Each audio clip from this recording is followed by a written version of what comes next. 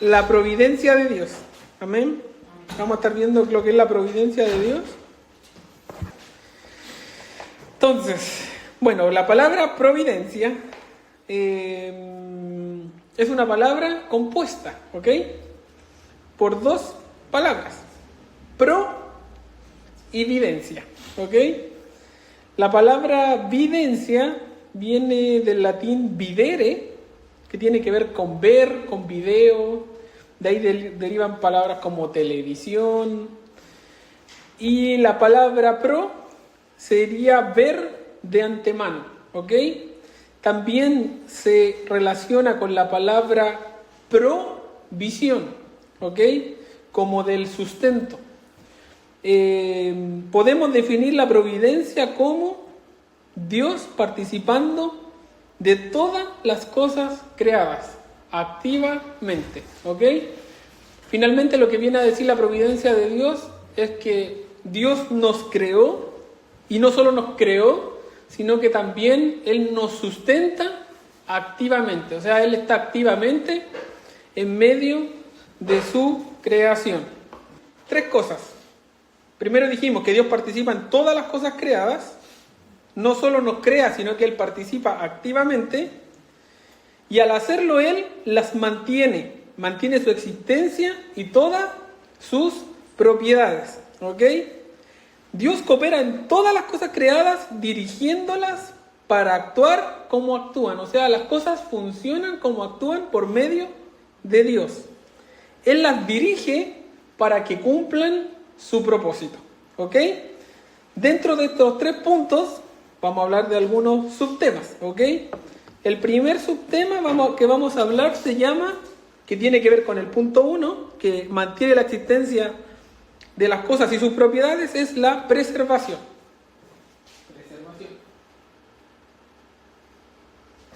Y por último vamos a hablar del gobierno. ¿Ok? La preservación.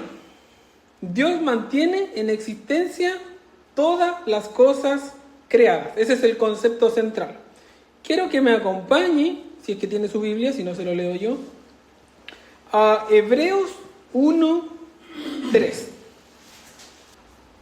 El cual, hablando de Cristo, siendo el resplandor de su gloria y la imagen misma de su sustancia, y quien sustenta todas las cosas con la palabra de su poder.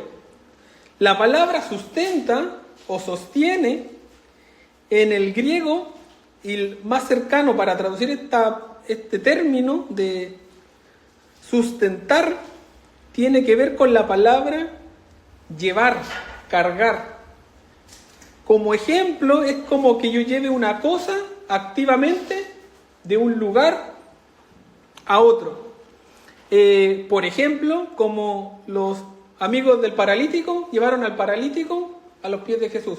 La palabra activa del sustentar no solo tiene que ver con un sustentar para la vivencia, sino que es un sustentar activamente, ¿ok? Llevar activamente, cargar activamente todas las cosas, ¿ok?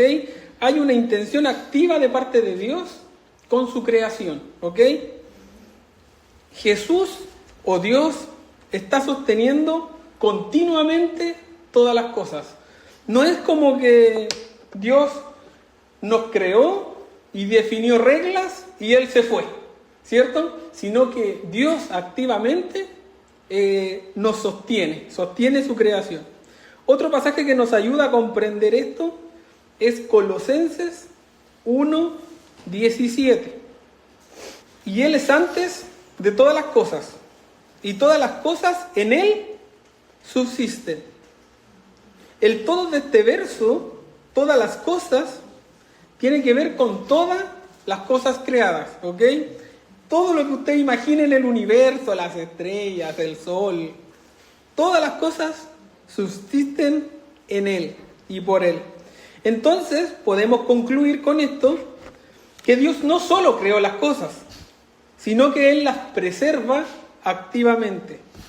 Es Dios mismo el que mantiene las propiedades de todas las cosas. Voy a dar un ejemplo básico. Dios permite que el agua siga siendo agua. El agua no se transforma y de repente le salen patas, ¿cierto? O se transforma en otra cosa, el agua se transforma en un árbol. El agua sigue siendo agua porque Dios sostiene su composición, por decirlo de alguna manera. ¿Ok? De hecho, la providencia nos provee las bases para la ciencia. Dios continúa sosteniendo el universo desde siempre. Si yo hoy hago un experimento científico y en 20 años más hago el mismo experimento científico, voy a obtener el mismo resultado. Porque Dios sostiene todas las cosas y cómo se componen todas las cosas. ¿Ok? Esto es porque la providencia de Dios finalmente es la que sostiene, es Dios mismo el que preserva las cosas. Y aquí hablando no de nosotros, ya salgamos un poco de la providencia sobre nosotros. Estoy hablando sobre la creación en sí. ¿Ok? El segundo término que vamos a ver es concurrencia. ¿Qué es la concurrencia? Que tiene que ver con el punto 2 que les mencioné. Dios coopera con las cosas creadas de toda la creación. Las dirige para que actúen como actúan. ¿Ok? Dios coopera activamente para que las cosas sucedan. Y esto es de lo más complejo, quizás, que vamos a ver hoy día. Esto viene a explicar cómo Dios, siendo soberano, ¿cierto? ¿Vimos la soberanía? Sí, la Ok. Cómo Dios, siendo soberano, trabaja en conjunto con las cosas creadas para que las cosas sucedan. ¿Ok? El concepto de concurrencia tiene que ver cómo dos cosas se juntan para que se cumpla una sola cosa. Y en particular esto hace referencia a, por un lado, la voluntad de Dios, la soberanía de Dios y las cosas creadas. Vamos a ver algunos ejemplos para que se entienda mejor. Quiero que me acompañe a Efesios 1:11. Primera Efesios, Efesios 1:11.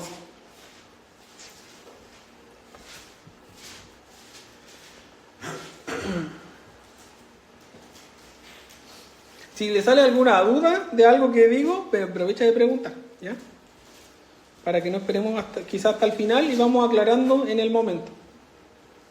Con toda libertad, no hay problema.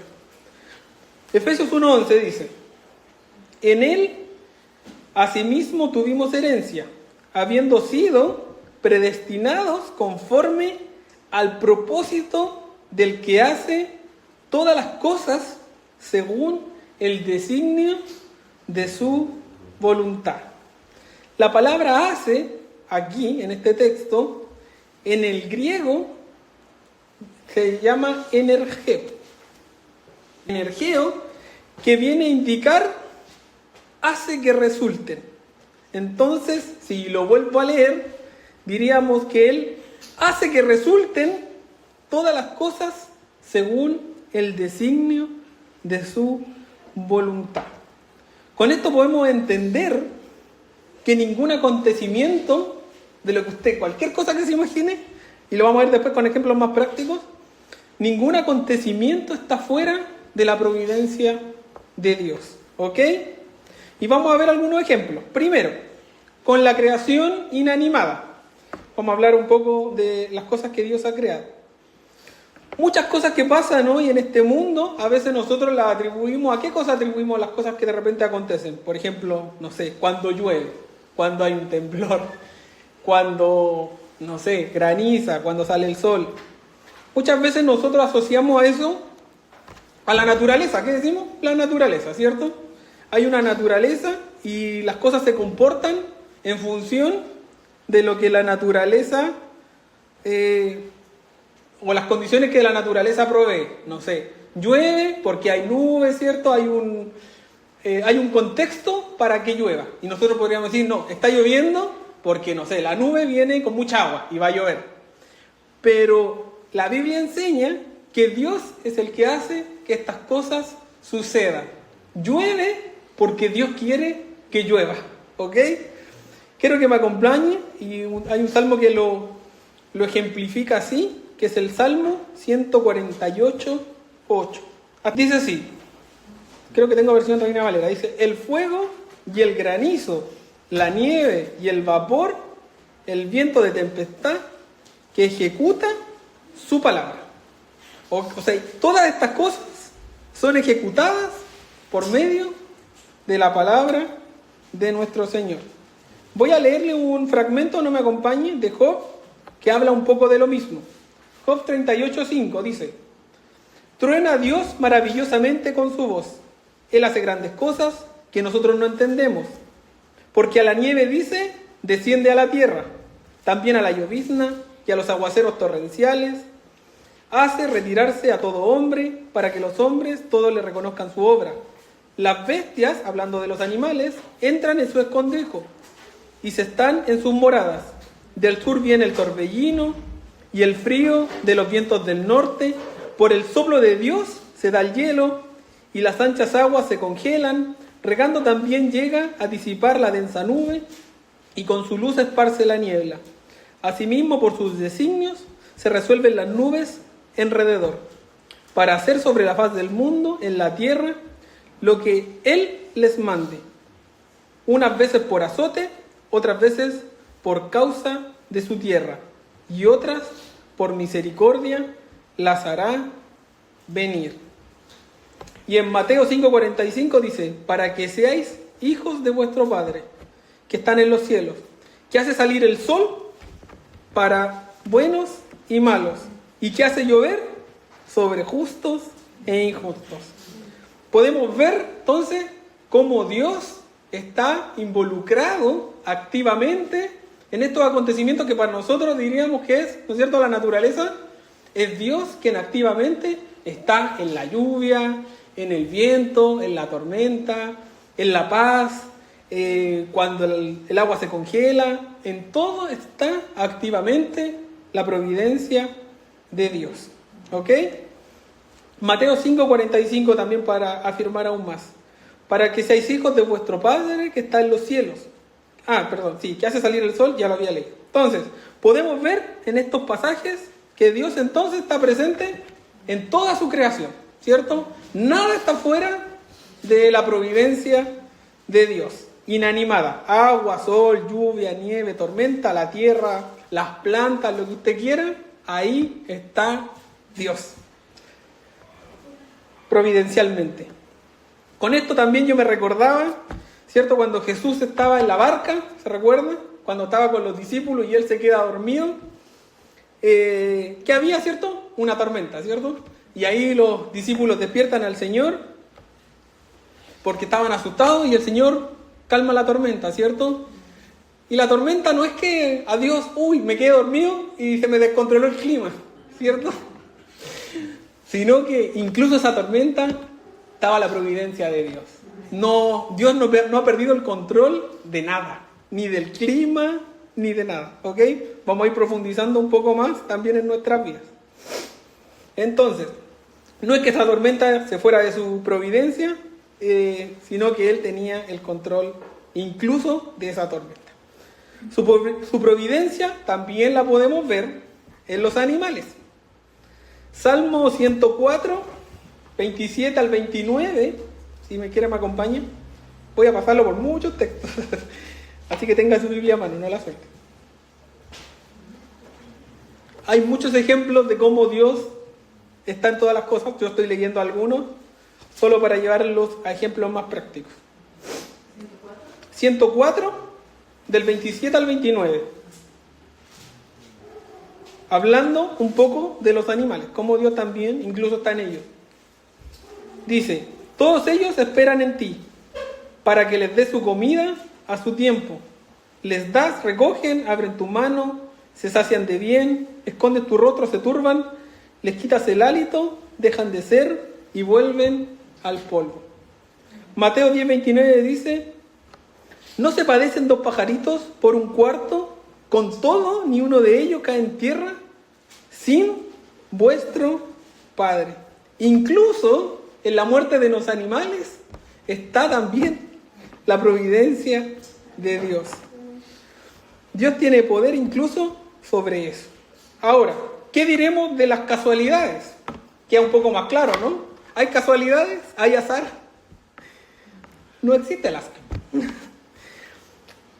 ¿Cuál es nuestro ejemplo más azaroso? No sé si existe la palabra, pero para ejemplificar el azar, por ejemplo, tirar, no sé, los dados, ¿cierto? Tirar los dados, tirar una moneda. Diremos que el resultado de esos dados están dentro de la providencia de Dios. Proverbios 16:33 dice: la suerte se echa en el regazo, mas de Jehová es la decisión de ella. Entonces, no enfatiza en que usted vaya a jugar juegos de azar, ¿ok? No estoy diciendo eso, pero estoy diciendo que incluso los resultados que uno cree que son cosas del azar, no lo son. Están dentro de la providencia de Dios. Por otro lado, también diremos que los acontecimientos, y aquí entra un poco más complejo, están plenamente, y entiéndame el concepto, por favor, los acontecimientos están plenamente causados por Dios, que es lo que acabamos de ver, o sea, Dios está ahí en todas las cosas, y también es plenamente causado por nosotros, las criaturas. Y con esto no estoy diciendo que Dios aporta un poco de su voluntad y nosotros aportamos un poco de la nuestra. No. Estoy diciendo que Dios plenamente, las cosas son plenamente causadas por Dios y también plenamente causadas por nosotros. Y vamos a profundizar en esto. En los ejemplos anteriores podríamos buscar métodos para comprobar por qué sucedieron las cosas, ¿cierto? Dijimos que llueve porque, no sé, por la naturaleza, el agua se congela porque hace frío, pero no tenemos nunca que concluir que las cosas suceden por la naturaleza. Concluimos que las cosas suceden porque Dios así las quiso y las causa, ¿ok? En ningún caso tenemos que concluir que porque la naturaleza o porque hay una explicación para algo, Dios no lo causó. Todo está causado en alguna medida por Dios. Dios es el causante por entero de todas las cosas. Quiero que entendamos solamente la diferencia entre las causalidades, ¿ya? Hay una causa que es la de Dios. Cómo Dios activamente está en las cosas, que fue el primer concepto que hicimos. Los acontecimientos están causados plenamente por Dios, pero también plenamente por las criaturas, ¿ok? O por lo creado. Entonces, voy a hacer un ejemplo. Entonces, voy a agarrar, suponga esto que es un jarro y este es un vaso, y voy a derramar el agua en este vaso. Y yo le quiero hacer una pregunta. ¿Quién sostiene esta agua? El vaso. En la causa secundaria, en la creación, el vaso sostiene el agua. Pero como providencia, quien sostiene el agua es Dios. ¿Ok? Entonces, ¿se entiende la diferencia? Dios, en su providencia, sostiene el agua. Pero la criatura, en este caso el vaso, lo creado, por causa secundaria, sostiene el agua. ¿Ok? Este ejemplo va a servir porque después vamos a entrar con la voluntad de nosotros. ¿Ok? Este me sirve para tomarlo. Dios también, su providencia está incluso sobre las naciones. La palabra de Dios dice en Hechos 17:26: y de una sangre ha hecho todo el linaje de los hombres, para que habiten sobre toda la tierra, sobre la faz de la tierra. Y les ha prefijado el orden de los tiempos y los límites de su habitación. En otra versión, esa palabra, y los límites de su habitación y los límites de su tierra, dice.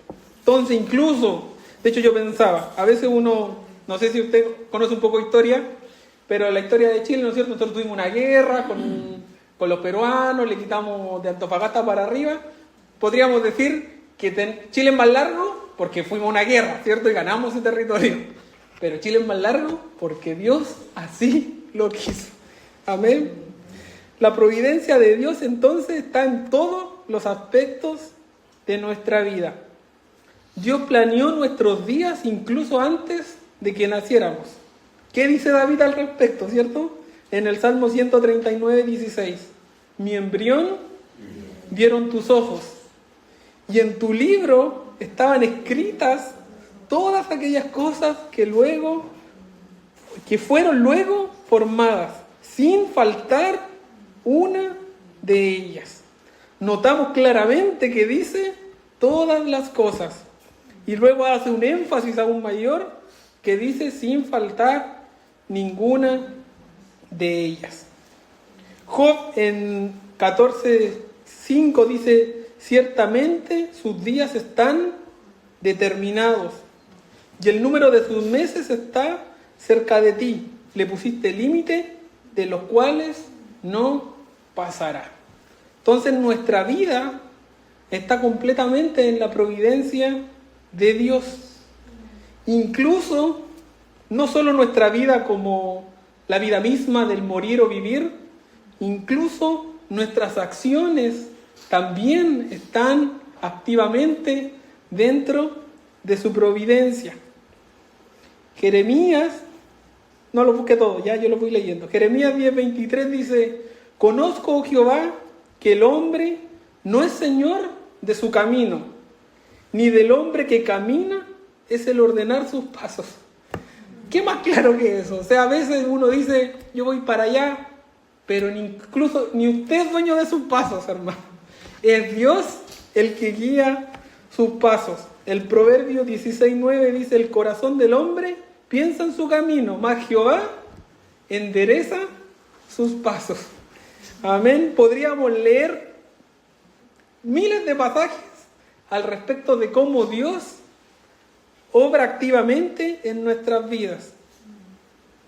Uno de los más significativos, sin duda, que tiene que ver con nuestra propia voluntad, es Filipenses 2:13, que dice: porque Dios es el que en vosotros produce así el querer como el hacer. ¿Por qué? Por su buena voluntad. Es Dios mismo entonces el que pone el querer como el hacer en nuestras vidas. Todo lo que hacemos, incluso sus decisiones, están bajo su providencia. Podemos concluir entonces con todos estos pasajes que acabamos de leer, que la obra providencial de Dios se expande a toda la creación y en todos los aspectos de nuestra vida y de la vida en general. Pero hay que hacer algunas salvedades al respecto, ¿ok? Para no caer en algunos errores. Y vamos a aclarar algunas primicias, que fue lo primero una de las que dijimos. Dios, tenemos que entender que Dios entonces es la causa primaria de que ocurran todas las cosas, ¿ok? Él es la causa primaria. Nada está fuera de su providencia. Pero somos nosotros, y esto hay que hacerlo lento, pero somos nosotros los que hacemos que las cosas sucedan. Somos nosotros, por ejemplo, los que tomamos las decisiones. ¿Ok? Eso hay que entenderlo. Dios nos dio una capacidad, la capacidad de decidir. Es una capacidad que las plantas, por ejemplo, no tienen, ¿cierto? Ni los animales, ni el agua tiene una capacidad de decidir, pero nosotros los hombres sí tenemos una capacidad de decidir. Ahora, la pregunta, ¿cómo convergen entonces estas dos cosas? La providencia de Dios y la capacidad que Dios nos dio de decidir. Y a la verdad, a la luz de la Escritura, es un misterio que le compete a Dios. No podemos explicar cómo converge a plenitud que Dios plenamente está en todas las causas de la vida y nosotros también tenemos una capacidad de decisión, ¿ok? Vamos a profundizar un poquito más en eso. Dios de alguna manera es causante de que todas las cosas sucedan, ¿cierto? Eso es lo que vimos en todos los textos. Que llueva, que está en nuestra vida, dice que nos vio de antes de de que nuestro embrión, que estaban todas ya las cosas escritas, pero también nos dice que nosotros tenemos la capacidad de decidir. De hecho, es más, y lo vamos a ver más adelante, tenemos la capacidad de decidir y aparte somos responsables de nuestras decisiones. Yo no puedo culpar a Dios por mis decisiones, incluso aunque están dentro de la providencia de Dios. ¿Ok? En eso hay que ser muy claro. Nosotros tomamos decisiones responsables y voluntariamente. ¿Ok? Por ende, y esto es importante entenderlo, son decisiones que tienen resultados y consecuencias. ¿Ok? Nosotros somos responsables de las decisiones que tomemos. ¿Ok? No puedo culpar a Dios. Y lo vamos a ver también un poquito más adelante con algunos textos. Entonces, ¿cómo funciona el control providencial de Dios y nuestras decisiones voluntarias? No le puedo responder esa pregunta. ¿Ok? Y si usted profundiza en ella, se dará cuenta que tampoco la podrá responder. ¿Ok? Pero debemos ser fieles a lo que nos enseña la palabra. ¿Qué nos enseña? Que Dios es providencialmente en todo. Y que el hombre es responsable de sus decisiones. Eso sí es claro en el texto bíblico. ¿Ok? ¿Cómo esto converge? Eso no lo dice. ¿Ok? Pero nos arraigamos a lo que nos enseña la palabra. Y hay que aceptarlo así. Amén. Dios tiene el control providencial de todo, pero nosotros somos responsables de las decisiones que tomamos. Abro para preguntas. Es ahora. Para que no se queden con la idea. Y ahora voy a entrar en el problema más complejo. ¿Qué pasa con el pecado? Entonces, ¿alguien tiene preguntas o algo que complementar? Entonces, ¿qué pasa con el pecado?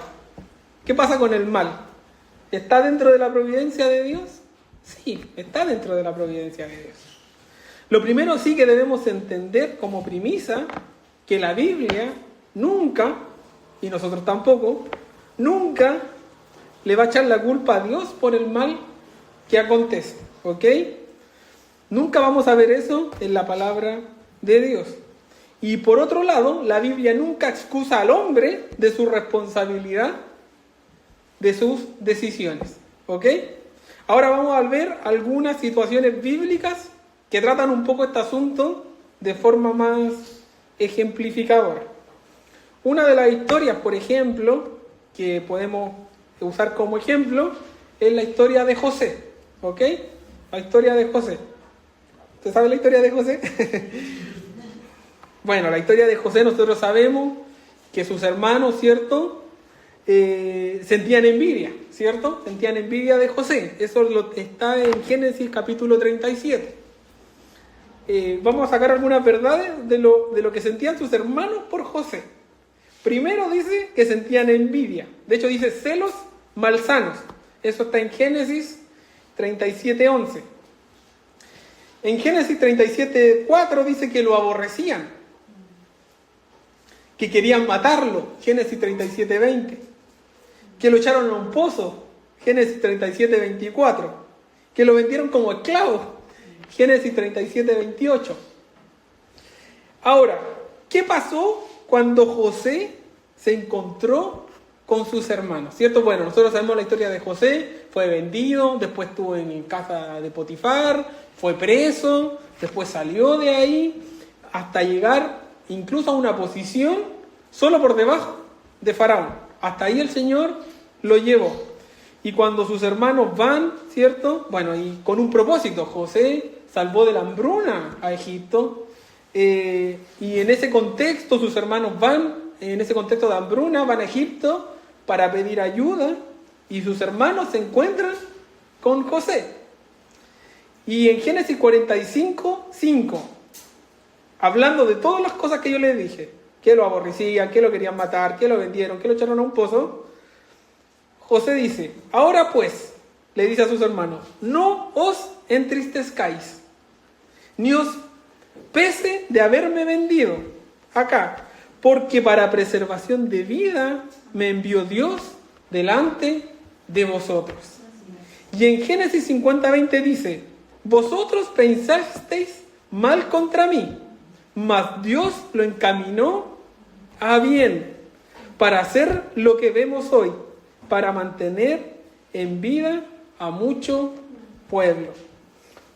Entonces aquí podemos ver claramente la combinación de las dos cosas. Obras malas efectuadas por hombres, pecadores, que son absolutamente responsables de lo que hicieron. Nosotros no podemos exculpar a los hermanos de José porque eso estaba en la providencia de Dios. Los hermanos son culpables de haberlo vendido, de querer matarlo, de echarlo a un pozo. Ellos fueron los que actuaron de esa forma. No fue Dios en ningún caso. Pero también podemos ver el control providencial de Dios para que se cumpliera el propósito en José. ¿Y cómo son los propósitos de Dios? Propósitos de bien. Lo vemos en el mismo texto que acabamos de leer. Para mantener la vida de un pueblo, ¿cierto? Para preservar la vida me envió Dios delante de vosotros. Pregunta: ¿José tenía que pasar por todo eso? Providencialmente, sí. ¿Pero Dios lo hizo así? ¿Dios lo vendió? ¿Dios lo echó a un pozo? No. Fueron los hermanos. ¿Se entiende la diferencia? Y así podemos entender que Dios en ningún caso es el autor del mal. ¿Ok? Pero sí entender que el mal que hay está dentro de la providencia de Dios. Después vamos a ver las implicancias para entenderlo aún un poquito mejor. Otro caso similar es el de Job, ¿cierto? Ese también lo podemos entender así, todo lo que le pasó a Job, todas las cosas malas. Pero ¿qué dijo Job? Jehová dio, Jehová quitó. Bendito sea el nombre del Señor. A pesar de todo lo que había acontecido, Job no culpó a Dios. No cometió pecado. De hecho, el texto literalmente dice eso. En Job 1:22 dice, en todo esto no pecó Job, ni atribuyó a Dios despropósito a alguno. Culpar a Dios, aunque Dios permitió todo esto, sería caer en pecado. ¿Ok? No podemos culpar a Dios de las cosas malas. Ni nosotros, ni Job lo culpó, ni nosotros debemos hacerlo. Y pregunta, ayúdeme, ya responda, o aventúrese. ¿Cuál es la obra más perversa de toda la historia de la humanidad? El sacrificio de Cristo, ¿cierto? La crucifixión de Cristo. Dios la ordenó. La predestinó así. No solo el hecho particular de la crucifixión, sino que todos los hechos que rodean la crucifixión, todos los que participaron, estaba preordenado por Dios. Y eso lo podemos encontrar en Hechos 4, 27 al 28. Quiero que me acompañe.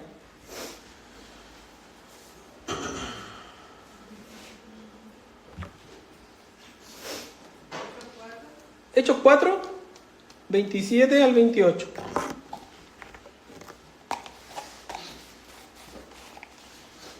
No sé qué hora es. Me queda poco.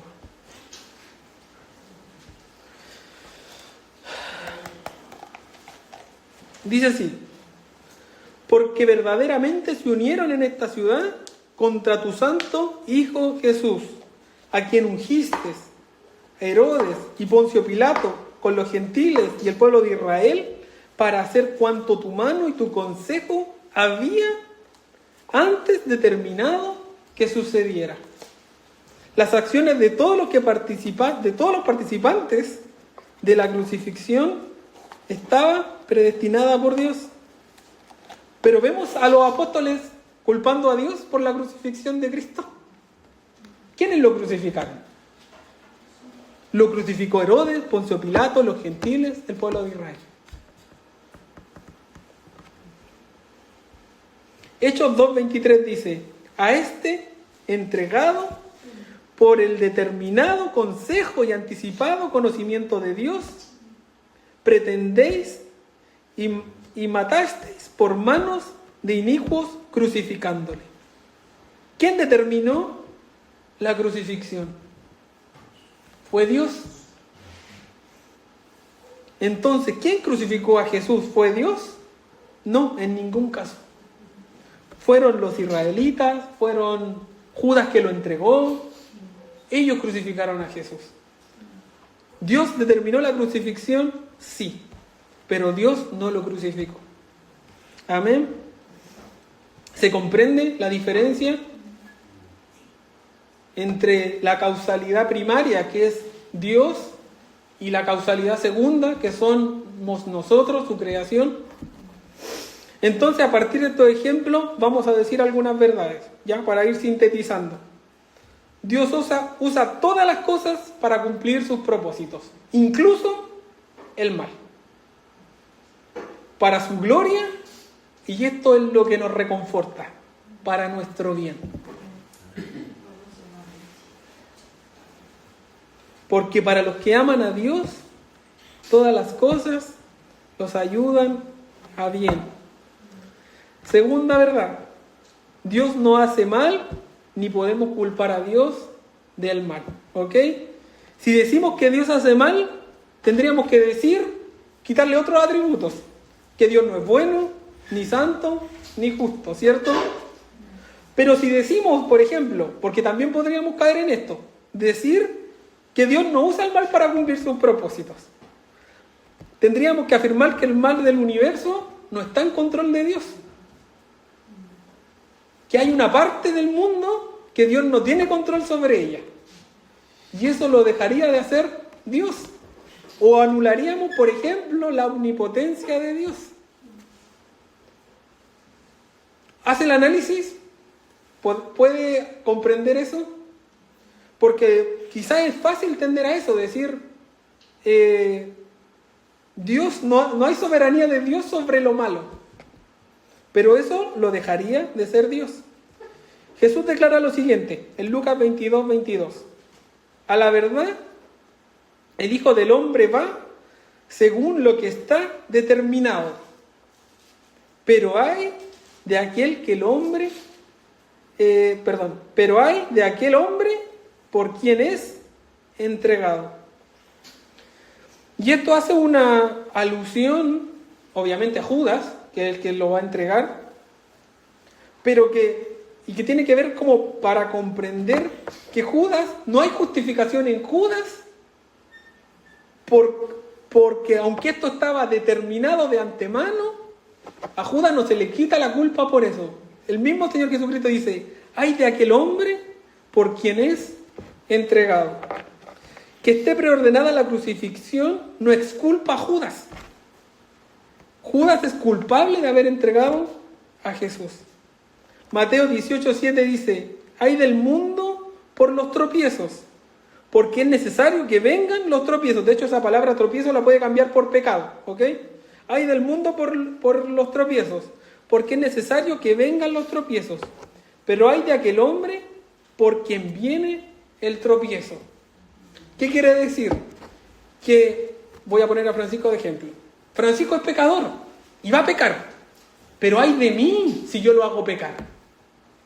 O sea, aunque él vaya a pecar, si yo lo hago pecar a él, el culpable soy yo.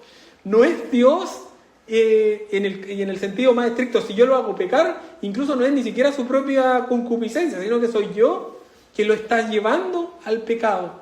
¿Se entiende? Entonces, aunque hay una preordenanza, a mí no me exculpa de mis decisiones. Eso es lo que quiero que comprenda. ¿Ok? Y por consiguiente, Dios nos culpará y nos juzgará a los seres humanos por el mal que hacemos. ¿Ok? Pasajes que afirman esto, hay muchos. Isaías 66, Del 3 al 4 dice, y voy a leer la parte B del 3, y porque escogieron sus propios caminos, y su alma amó sus abominaciones, también yo escogeré para ellos escarnios, y trataré sobre ellos lo que temieron, porque llamé y nadie respondió, hablé y no oyeron, sino que hicieron lo malo delante de mis ojos y escogieron lo que me desagrada. Eclesiastés 7:29 dice, aquí solamente esto he hallado, que Dios hizo al hombre recto, pero ellos buscaron mucha perversión. ¿Ok? Somos nosotros quienes tomamos las decisiones. Somos las criaturas las que obramos con mal y recibiremos el castigo por esas malas obras. ¿Ok? No tenemos, por ende, derecho a hacer el mal. Primero, porque nos vamos a dañar a nosotros mismos y porque vamos a dañar también a otros. Y para ir cerrando, pregunta difícil. ¿Somos libres entonces?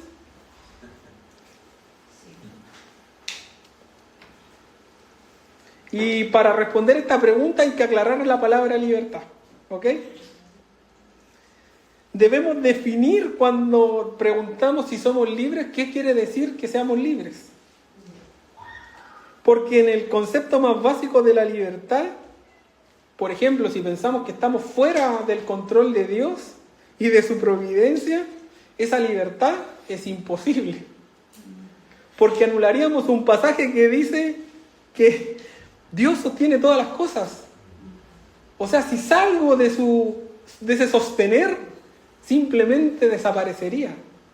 O sea, esa libertad que muchas veces cuando nos hacemos esta pregunta como plena, no existe. Porque Dios está en control de todo, de absolutamente todo. Hebreos 1:3, que creo que lo leí, fue... tendríamos que anular el pasaje que dice, ¿y quién sustenta todas las cosas con el poder de su palabra? O el pasaje que dice que Dios hace todas las cosas según el designio de su voluntad. Si fuese esta libertad posible, completamente libres, de que nosotros hagamos lo que quisiéramos, pero completamente libres, simplemente no existiríamos o desapareceríamos, porque es Dios el que sostiene la creación. ¿Ok? No podemos salir, si hiciéramos un círculo de lo que Dios sostiene y quisiéramos salir de ese círculo, desapareceríamos, ¿cierto? ¿En qué sentido tenemos libertad entonces? Y aquí lo voy a tocar así, pinceladitas, porque es de otro tema, ¿ya? ¿En qué sentido tenemos libertad? En que podemos tomar nuestras propias decisiones. Y que nuestras decisiones, como vimos, tienen efectos reales. Dios no pone ninguna restricción en cuanto a nuestras decisiones. De hecho, podemos tomarlas. Pero sí hay que entender que hay una providencia mayor y una voluntad mayor. Pero cuando actuamos, nosotros actuamos bajo nuestros propios deseos. De hecho, lo hablaba con Francisco en la mañana, más temprano. Incluso en eso usted no es libre. Porque son sus deseos lo que los impulsa a hacer cosas.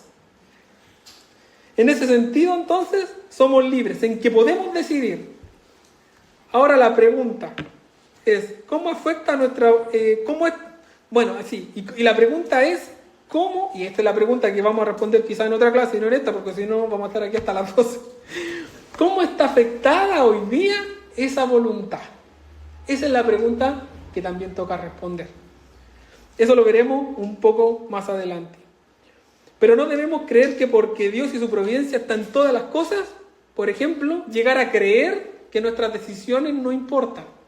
Como Dios ya tiene todo, está todo escrito, por decirlo de alguna manera, y está todo planificado, llegar a creer que por ende nuestras decisiones no tienen importancia, está mal. ¿Ok? No caiga en eso. A eso hay dos denominaciones, que una es el fatalismo y la otra es el determinismo. El fatalismo es tomar una actitud resignada ante la posibilidad, por ejemplo, de cambiar el rumbo de las cosas. Supongamos, no sé, estoy sin trabajo y digo, Dios sabe si viene el trabajo o no viene el trabajo. Entonces yo me quedo en mi casa acostado durmiendo. ¿Cierto? ¿Para qué? Porque como Dios ya tiene todo controlado, Dios sabe que el próximo mes voy a tener trabajo. Entonces yo no hago nada, duermo. Eso es fatalista. Usted tiene que salir y a buscar trabajo. Amén. No podemos caer en eso. O creer en el determinismo, que todos los eventos, incluyendo las acciones humanas, están preordenadas, ya sea por leyes naturales o condiciones iniciales o por la voluntad divina. O sea, nosotros debemos hacer lo que tenemos que hacer. ¿Ok?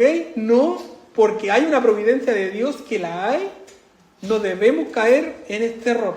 O sea, porque como ya está todo preordenado, yo no hago nada. No, debemos hacer lo que tenemos que hacer porque la Biblia enseña que somos responsables de nuestras acciones. Amén. Ahora, la pregunta de nuevo, pero con un poco más de información. ¿Cómo converge entonces la responsabilidad humana y la providencia de Dios? Es un misterio. Y por eso se llama concurrencia. ¿Ok? Ese es el misterio de la concurrencia. Cómo obra el mundo material, la creación y la voluntad de Dios, y se juntan para que sea una sola cosa. Como lo que pasó con José, por ejemplo. Todas las circunstancias que pasaron para que José llegara hasta donde llegó. ¿Ok? Por último, para ir cerrando, dije eso hace rato, pero lo vuelvo a decir. Por último, Dios gobierna con su providencia. Ahora, comprendiendo todo lo anterior, sale un tercer concepto, que es el gobierno de Dios. Esto quiere decir que Dios tiene un propósito que gobierna todas las cosas. Todo lo que hace en el mundo lo gobierna providencialmente para que se cumpla el propósito que hay en ellas. Hermano, el propósito se va a cumplir en usted como sea, porque es la providencia de Dios. Daniel 4:35, y esto es, con esto cierro, ¿ya? Todos los habitantes de la tierra son considerados como nada, y Él hace según su voluntad en el ejército del cielo, y en los habitantes de la tierra no hay quien detenga su mano y le diga, ¿qué haces? ¿Quién le dice a Dios, qué estás haciendo? ¿Qué estás haciendo? De hecho, en Romanos también lo dice, ¿cierto? ¿Quién le da consejo al Señor? Nadie. Si Dios quiere algo, lo va a hacer, no hay nada que lo detenga, hermano. Y eso aplica para nosotros que somos sus hijos. El propósito se va a cumplir en nuestra vida por la providencia de Dios. Dios no nos ha abandonado. Amén. Él está activamente en nosotros.